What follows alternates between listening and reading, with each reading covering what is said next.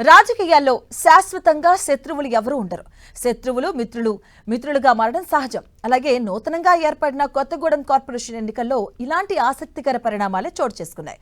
ఒకప్పుడు శత్రువులుగా ఉన్నవారు మిత్రులుగా మారి కొత్త మైత్రితో కదం తొక్కుతున్నాయి. మిత్రులుగా ఉన్న పార్టీలు శత్రువులుగా మారి కత్తులు దూసుకుంటున్నాయి.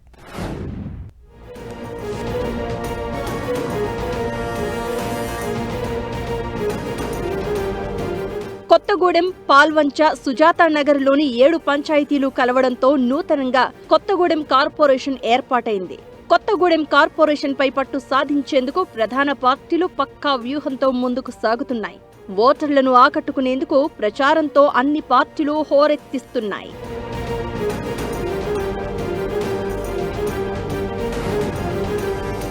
నూతన కార్పొరేషన్ గా ఏర్పడిన కొత్తగూడెం కార్పొరేషన్ ఎన్నికలతో కొత్త కళ్లను సంతరించుకుంది. గత అసెంబ్లీ ఎన్నికల్లో మిత్రులుగా ఉన్న పార్టీలే శత్రువులుగా మారాయి.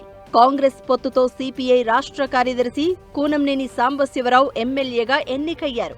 అసెంబ్లీ ఎన్నికల్లో కలిసిమెలిసి ముందుకెళ్లిన కాంగ్రెస్, సిపిఐ ఇటీవల జరిగిన పరిణామాలతో మున్సిపల్ పోరులో పొత్తు లేకుండానే బరిలోకి దిగాయి. సిపిఎంతో పొత్తుతో కాంగ్రెస్ ఎన్నికలకు వెళ్లగా బీఆర్ఎస్ తో లోపాయకారి ఒప్పందం కుదుర్చుకుని సిపిఐ ఎన్నికల్లో నిలిచింది.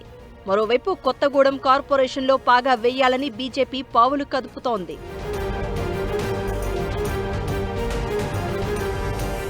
60 డివిజన్లు ఉన్న కొత్తగూడెం కార్పొరేషన్లో 1,35,123 మంది ఓటర్లు ఉన్నారు. చాలా చోట్ల హోరాహోరీ పోరు కొనసాగుతోంది. 38 చోట్ల కాంగ్రెస్ ముందంజలో ఉండగా పొత్తుల్లో భాగంగా సిపిఎం 2 స్థానాల్లో గెలిచే అవకాశం కనిపిస్తోంది.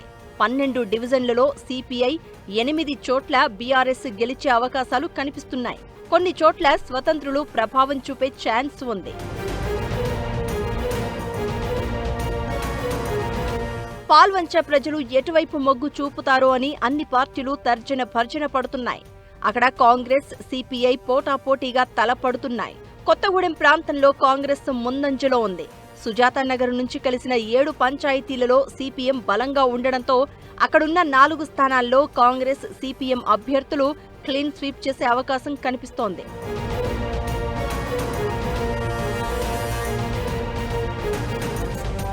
ముఖ్యంగా సుజాతానగర్ రూరల్ ప్రాంతం కావడంతో తమ గ్రామాలను కార్పొరేషన్లో కలిపినందుకు ఆ ప్రాంత ప్రజలు సిపిఐని దూరం పెట్టాలనే ఆలోచనలో ఉన్నారు.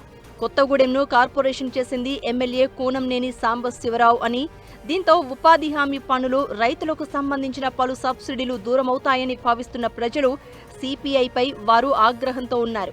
ఈ అంశాన్ని అనుకూలంగా మార్చుకునే పనిలో పడ్డాయి కాంగ్రెస్, సిపిఎం. మరికొన్ని చోట్ల ఇండిపెండెంట్లు, బీజేపీ అభ్యర్థులు గట్టి పోటీ ఇస్తున్నా అంత ప్రభావం చూపించలేకపోతున్నారు. మొత్తం మీద కాంగ్రెస్, సిపిఎం కూటమి భారీ విజయం సాధించే దిశగా వెళ్తున్నాయి. ఫలితాలు ఎలా ఉంటాయో చూడాలి మరి.